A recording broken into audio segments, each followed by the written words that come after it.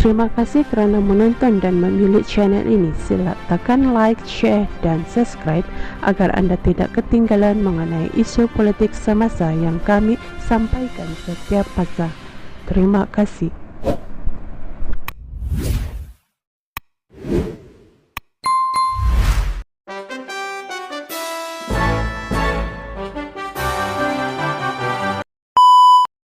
Assalamualaikum. Berjumpa lagi di dalam politik semasa. Anwar Ibrahim hari ini mengakui dia antara Perdana Menteri Malaysia yang paling kurang bercakap mengenai soal dan dasar ekonomi Bumiputera. Bagaimanapun, tegasnya, itu tidaklah bermakna dia tidak cakna terhadap isu berkenaan, sebaliknya memilih pendekatan lain iaitu lebih berminat untuk melihat pelaksanaannya berjalan. Saya antara Perdana Menteri yang paling sedikit bicara soal Bumiputera dan dasar ekonomi Bumiputera, kerana saya lebih berminat untuk memastikan pelaksanaannya daripada menghebahkan dasarnya. Sebagai contoh, apabila kita sebut tentang dasar ekonomi Bumiputera, kita ada Bandar Malaysia, satu tanah yang paling berharga dalam negara ini, dan dulunya kita terlepas pegangan.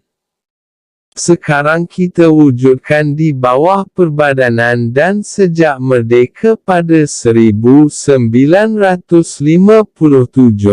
inilah pertama kali kerajaan Madani mengisytiharkan 50 ekar sebagai tanah rezab Melayu, katanya ketika berucap dalam Majlis Pelancaran Pelan Transformasi Ekonomi Bumiputera 2035 di Putrajaya hari ini.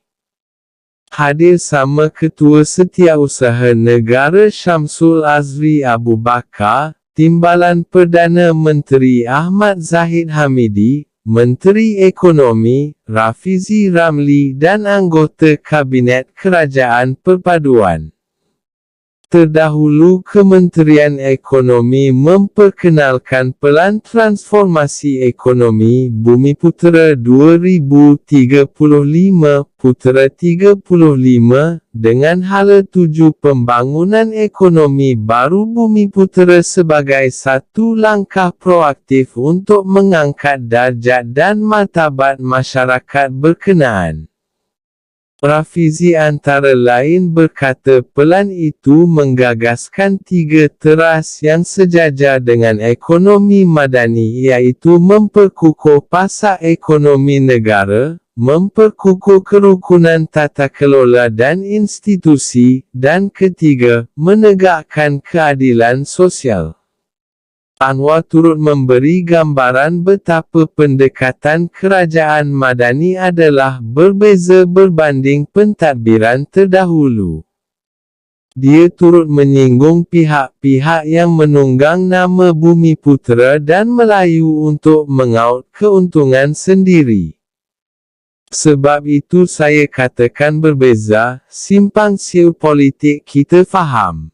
Tetapi riuh rendah siapa lebih Melayu, ini Melayu, itu Melayu, tetapi kadang-kadang atas nama Melayu Bumiputera itu juga hak Bumiputera dan hak Melayu pun kita sakau.